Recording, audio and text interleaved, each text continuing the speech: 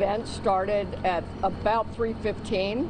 It did involve a man driving a pickup truck down Bourbon Street at a very fast pace, and it was very intentional behavior.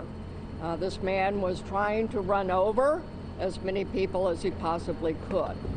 It was not a DUI situation. This is a more complex and more serious based on the information we have right now. This man, this perpetrator, he fired on our officers from his vehicle when he crashed his vehicle.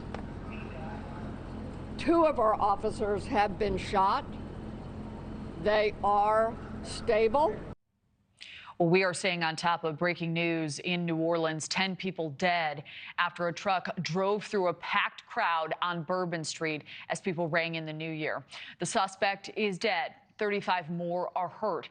And the attack comes as tens of thousands are in town for the Sugar Bowl.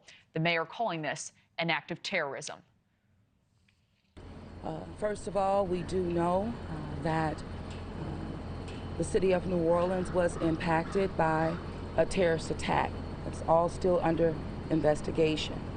You'll hear more after me. However, I have been in direct contact with the White House, with Governor Landry, and of course a unified command who is present here.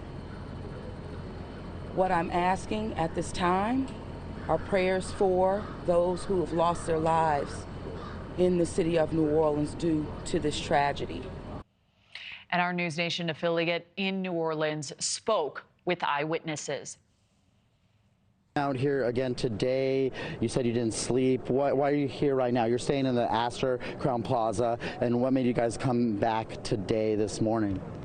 We just needed to get out for a minute, go get a drink, and smoke a cigarette. You know, simple things. Yeah, simple things, yeah. And you described that it was mass chaos. What did it sound like? The sounds, I can't. The screams of those girls, and I can't get them out of my head. I'm sorry. It was bad. I mean, it was just like this explosive impact, loud and like the crunching, yeah. Just the sound of metal, and it almost sounded like gunshots too. I mean, it was just this loud, huge boom impact. Yeah, that's not something that you get over. That's not something that's going to be easy. But make sure you guys take the time you need, take care of yourself, take care of each other, and maybe your message to, you obviously love New Orleans. You're from Alabama. You come here often. I mean, what do you want to tell people about New Orleans after this tragedy? This is a beautiful city. It's one of my favorite cities on earth. And it's sad though to see the crime rate, and you know, you have to be careful and vigilant about where you go, but it is a beautiful place to come, and there's so much, you know, so many fun things to do, and I hate that this is now going to have, you know, an effect on their reputation when it comes to tourism and everything else.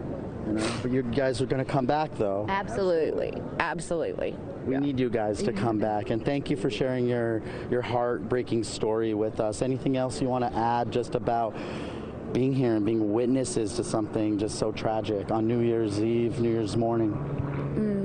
No, it's just, I wish it would have been a happier beginning to a new year. Thank you, guys. Take care. Have a safe trip back to Alabama. A painful perspective there. And we expect an update from authorities this afternoon, but President Biden just spoke to the media about the attack. Here are his remarks. You've all got my statement. I'll have more to say in the next hour or so about what's going on in New Orleans. Do you understand if the person crossed the border? I'm not going to comment on any specific yet at all. I've contacted every agency in the federal government as well as the state. We're all coordinating to get to the bare facts. Can you say if he was a foreigner or if he was a domestic? I'm not going to say anything until I get all the facts in front of me. Thank you for watching. Go to newsnationnow.com to find NewsNation on your television provider. And don't forget to click the red subscribe button below to get more of NewsNation's fact-driven, unbiased coverage.